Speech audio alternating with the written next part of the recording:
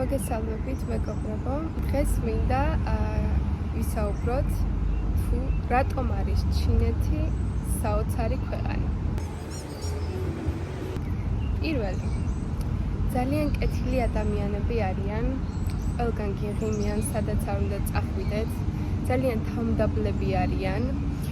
ჩემი აზრით იქიდან გამომდინარე, რომ სწორი აღზრდის შედეგად არ აქვთ ძალიან იშვიათად ალბათ, თუმცა ეგ ცოტაც არ შემიმჩნევია, არ აქვთ ფსიქოლოგიური პრობლემები, არ ღიზიანდებიან მარტივად და ყველა ადამიანს სიყვარულით უყურებენ, ერთმანეთს უთმობენ. პირველი შთაბეჭდილად ჩემზე ამან მოახდინა, როდესაც ჩავედი სიჩუანის პროვინციაში. მეორე, იციან როგორ იცხოვრონ ბედნიერად. იციან როგორ აღზარდონ შვილები, მათთვის მთავარი არის ოჯახი. ოჯახი არის ნომერ პირველი ღირებულება მათთვის, რომ მისცენ შვილს საუკეთესო განათლება, გამოყვებონ სწორად, თუნდაც ცდილობენ ივარჯიშონ, მუდმივად ისწავლონ, განვითარდნენ, სწორად იკვებონ, რაც მე ძალიან მომწონს. კარგი მაგალითი არის, რომ ავიღოთ. ქუჩაში არავინ არ გაკვირდებათ და თუ გაკვირდებიან კიდევაც, მხოლოდ იმიტომ, რომ აღფრთოვანებით გამოთქვან და გეტყვიან კიდევაც თუ რა ლამაზი ხარ, იმიტომ რომ ძალიან მოსწონთ ევროპული გარეგნობის ადამიანები და ეს არის ძალიან სასიამოვნო. ყველა სფეროში არიან საკუთარი საქმის პროფესიონალები.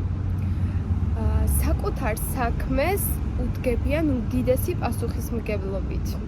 პირველი რაც თვალში შემხვდა ეს იყო მეტრო, სადაც არიან უამრავი დაცვა, სანამ შეხვალ მეტროში უნდა შეგიმოწმონ, პატარა ჩანთაც არ გქონდეს რაიმე საშიში ნივთი, როდესაც მატარებელი მოდის, სანამ ის არ მოვა, ესეთი ჩამოფარებული კედელი არის, რომელიც იღება, როდესაც მატარებელი მოდის და დამეთანხმებით, რომ ეს არის ძალიან მნიშვნელოვანი, უბრალოდ ჩოლკის შესაჭრელად შევედი სალონში და თმის დასაბანად დაჯდომის მაგივრად ჯერ ხომ დავწექი. ხალხო, არ ვაჭარბებ, ალბათ 15 წუთის განმავლობაში ჯერ თავს მბანდნენ, ბოლოს მასაჟები გამიკეთეს. ის თქმამდე იცით, მთელ გულს დებენ თავის საქმეში.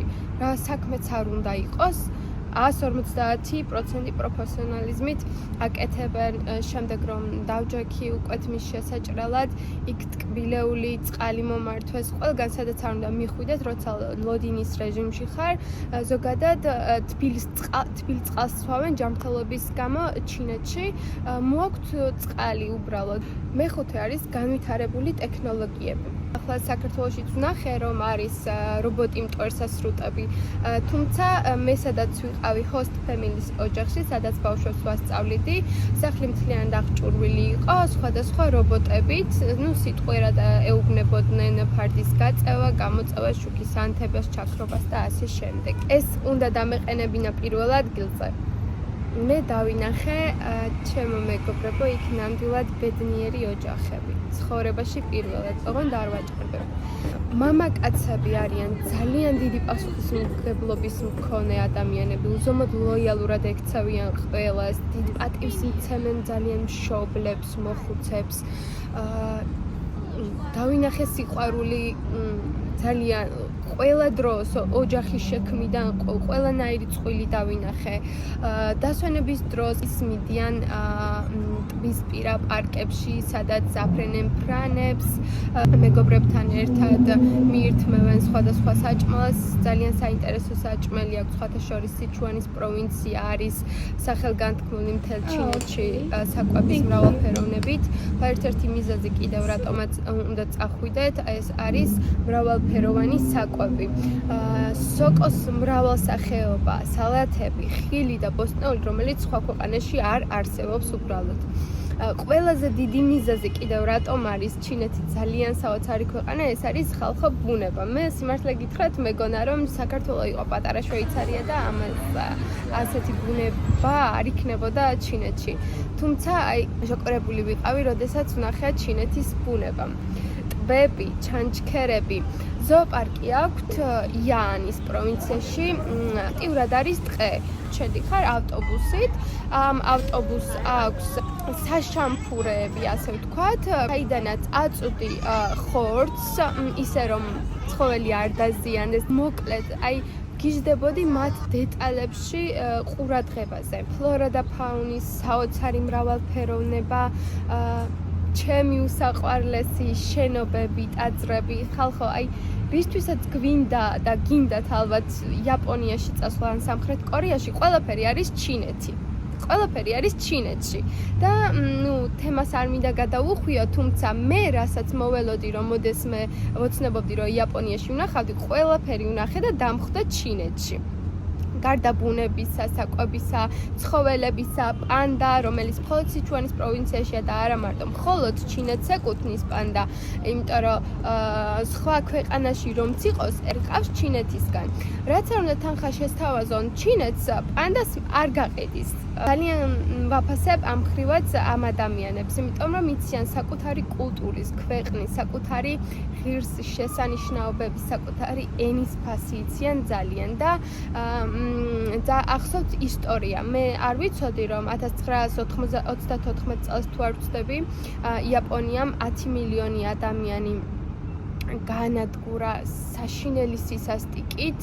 ასეთი სისასტიკე არ მინახავს არც ფილმებში, რომლის გამოც დღემდე უხდის იაპონია ბოდიშს ჩინეთს, თუმცა ჩინელებს დღემდე ახსოვთ და ეს ტკივილი კიდევ მოტივაციას აძლევთ, რომ იმდენი იმუშავან, რომ ძალიან ძლიერი ქვეყანა შექმნან და დამეთანხმდებით, რომ ქმნიან კიდევაც. კიდევ ერთ-ერთი მიზეზი არის ის, რომ არის მსოფლიოში ერთ-ერთი უსაფრთხო ქვეყანა.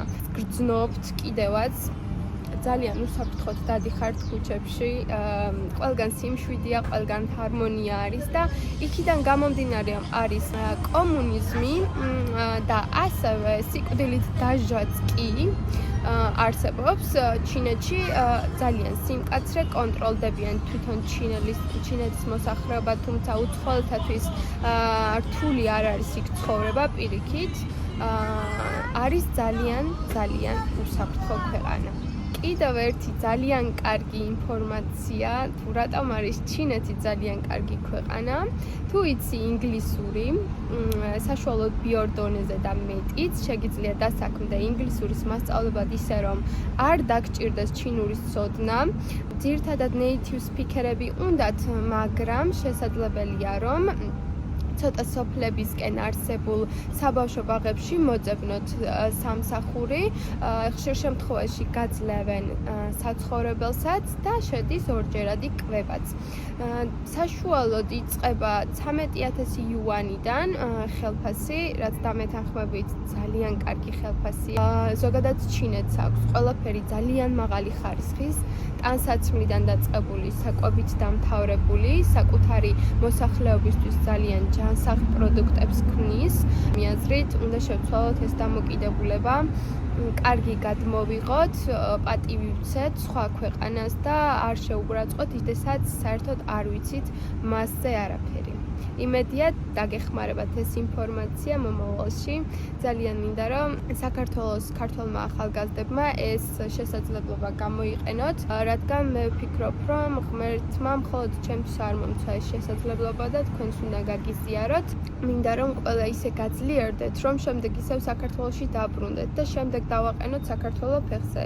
როგორც ხედავ, სხვაგვარად არ გამოდის ჯერჯერობით, ჯერ ჩვენი თავი უნდა გავიცლიეროთ, გავხდეთ წარმატებულები, ჩვენს ოჯახებს დავეხმაროთ. ახლა ჩვენ გვაქვს ამის ვალდებულება და აუცილებლად ისევ ვიზრუნოთ ჩვენს მიწა წყალზე. კარგად.